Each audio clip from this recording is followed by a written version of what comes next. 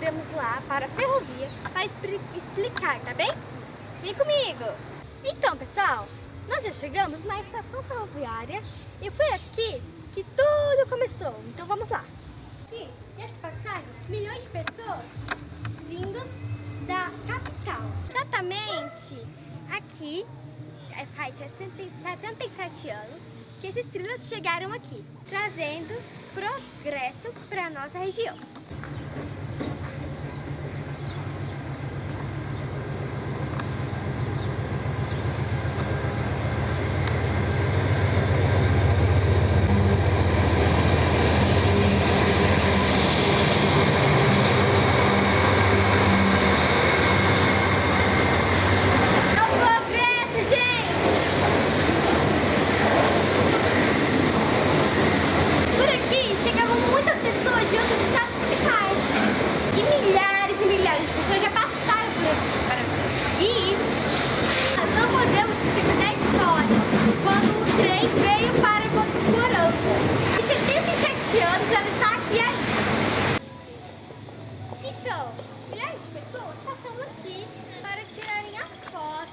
Oi pessoal, tudo bem? E hoje teremos continuidade do vídeo anterior, né, que está ali, porque eu tinha feito lá na ferrovia, né, que hoje vamos apresentar o José Carlos Pontes, jornalista. Tudo bem? Tudo jóia, e você? Tudo bom? Tudo bem. Hoje nós iremos fazer algumas perguntinhas sobre a ferrovia, tá? José, quando a ferrovia chegou em Votuporanga? A ferrovia chegou aqui na cidade em fevereiro de 1945, e foi um marco importantíssimo, porque a ferrovia que determinava o progresso de uma cidade, né? Então, onde a ferrovia passava, a cidade crescia. Tanto é que ela ficou parada ali em Cosmorama alguns anos, 3, 4 anos, e isso até causava uma certa ansiedade na população de Votuporanga.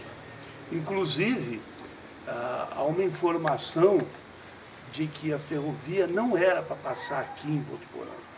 A ferrovia era para passar ali onde tem essa cidade de Américo de Campos. Inclusive, muita gente mudou para Américo de Campos achando que a ferrovia ia passar por lá. Quando a ferrovia, não sei o motivo, se foi motivo político, se foi por questões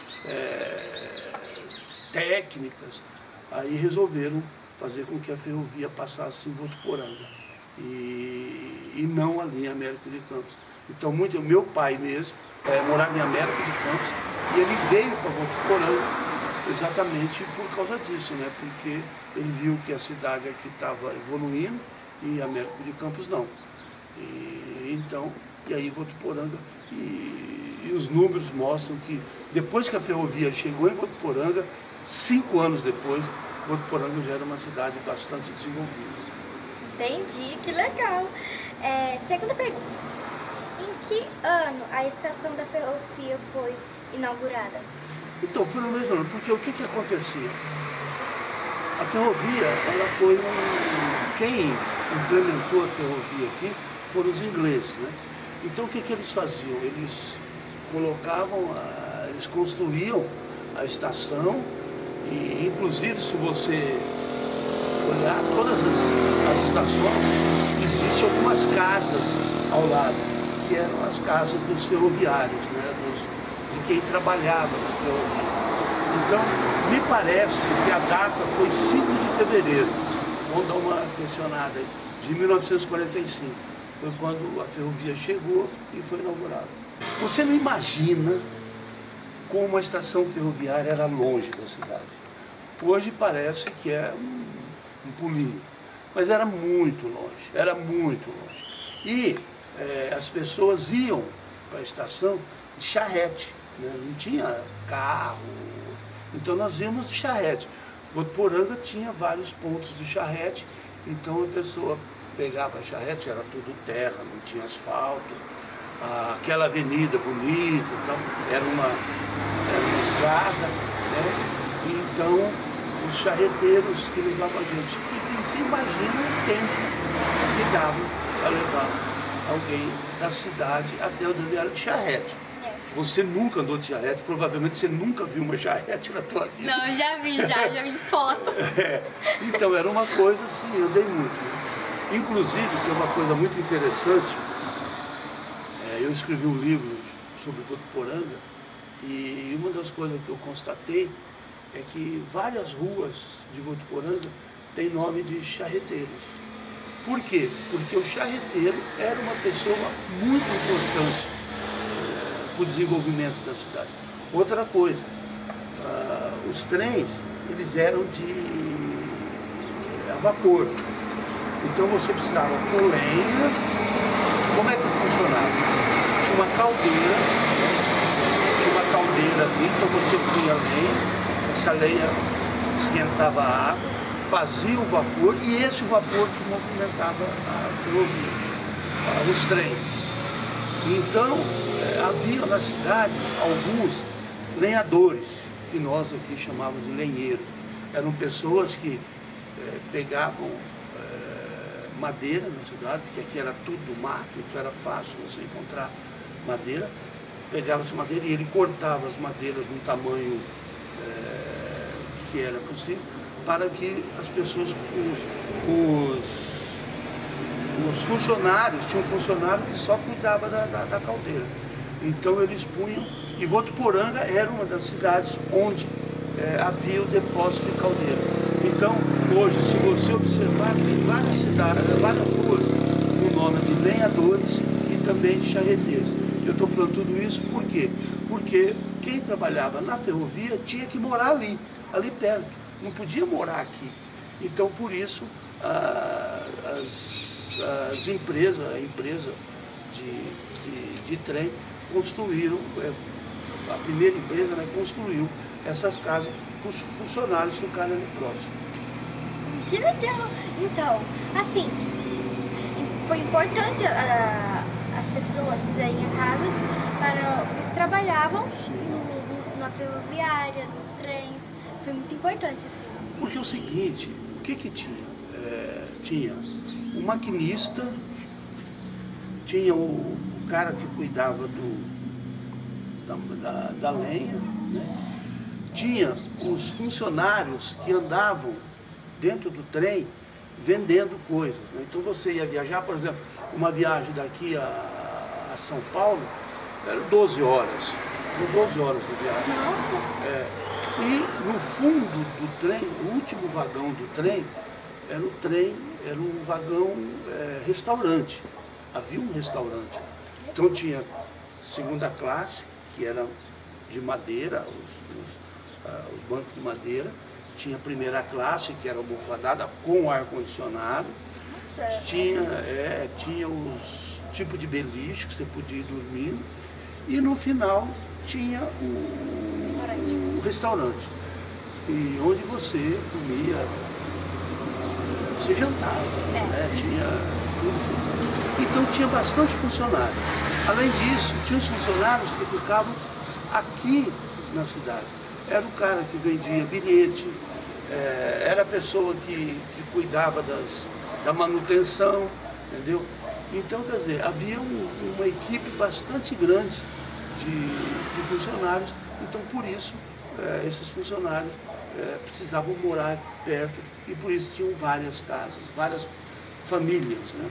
A chegada da ferrovia trouxe benefícios à cidade? Muito, muito.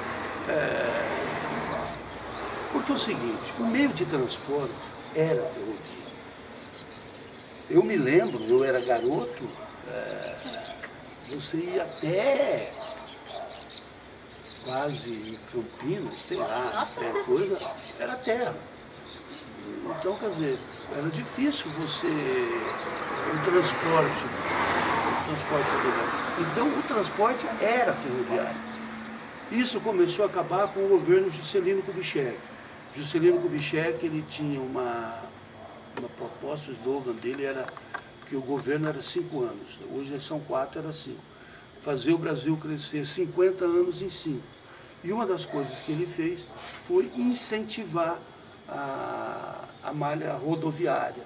Então foi no governo do Juscelino que veio o Ford, que veio o Volks, entendeu? Veio a GM.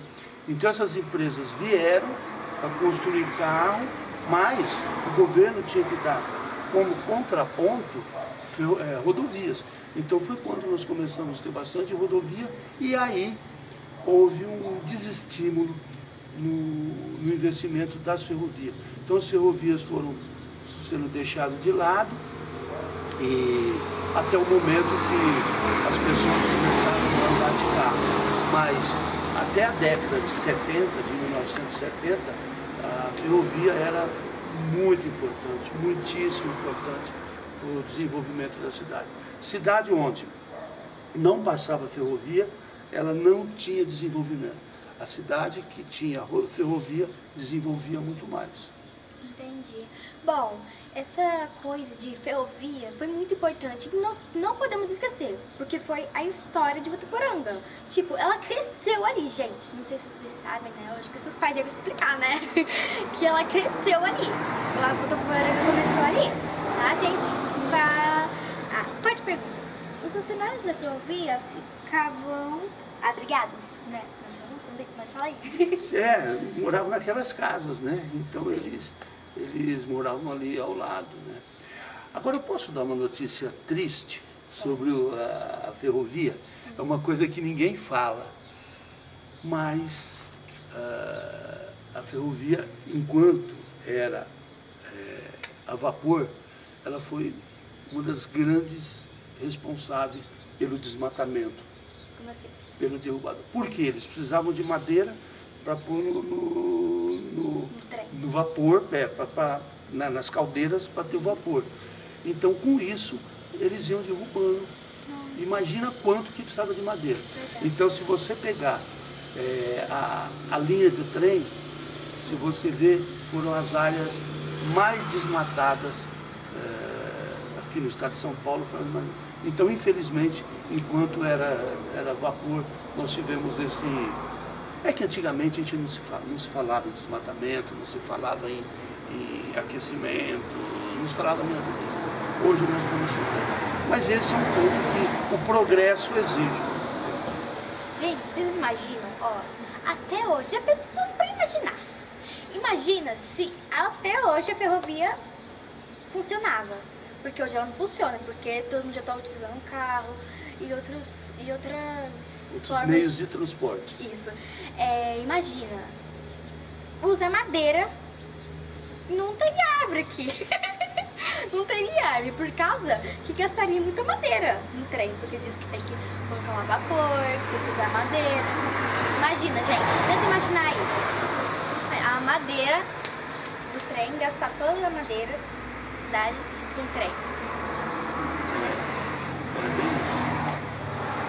Mas é o preço do progresso. Quinta pergunta.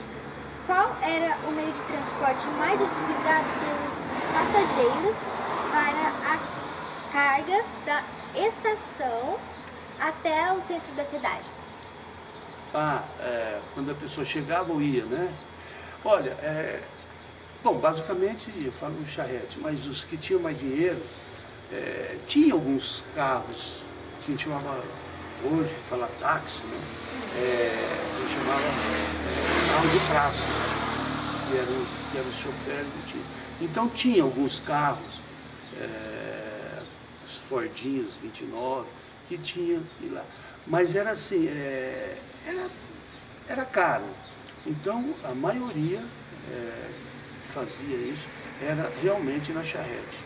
A maioria das pessoas iam para lá de charrete. Agora, pessoal, vamos para a última pergunta. Me fala um pouquinho do seu livro.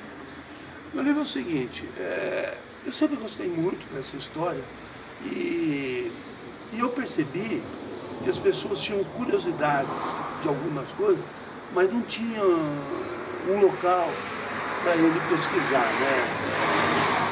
Não tinha Google. E mesmo com o Google, muita coisa a gente não sabe. Então o que eu pensei? Eu falei, eu vou fazer um livro de pesquisa. não vou fazer um livro contando a história de Votuporanga, tal. Não, vou fazer um livro de pesquisa. Aí, qual foi a forma de verbetes? Então tem lá, Associação Atlética Votuporanguense, que é o time da nossa, da Votuporanguense, que hoje é o CAR.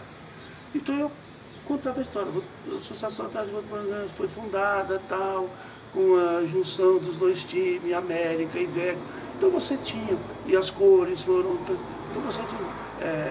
você tinha uma noção, é fácil de você procurar.